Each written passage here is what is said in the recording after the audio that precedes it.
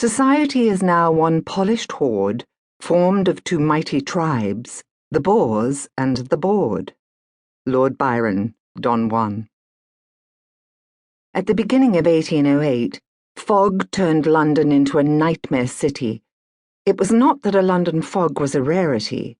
What was so odd, so dismal, and so depressing was that it should last so long.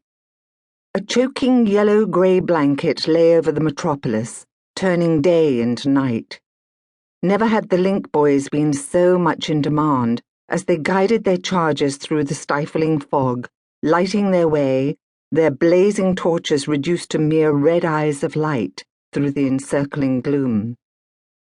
Even the elegant streets of the West End had lost their light and airy character, as carriages swam like great primeval beasts through the grey swamp, and figures darted to and fro like wraiths. Passers-by shied nervously away from the two great iron dogs chained on the steps outside number 67 Clarges Street, the sluggishly shifting fog making the animals look real. Inside number 67, the servants felt the fog had crept into their very souls. So grey and miserable did their lives seem. It was a new year, and already they were on the threshold of another London season. But the bad luck that had haunted the townhouse in Clarges Street continued to haunt it, and it looked as if they would lack a tenant, which meant no tips to augment their miserable wages.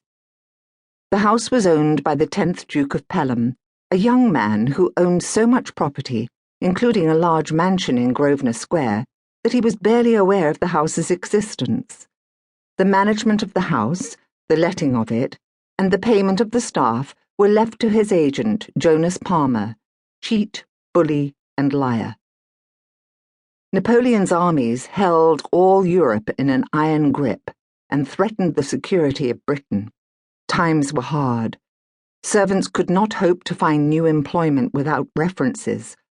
Palmer had said he would never give any of the servants at number 67 references, and furthermore, he would give any planning to leave a bad character. This allowed him to continue to pay the staff very low wages while charging his master proper wages and putting the difference in his own pocket. A good tenant was the servants' only hope.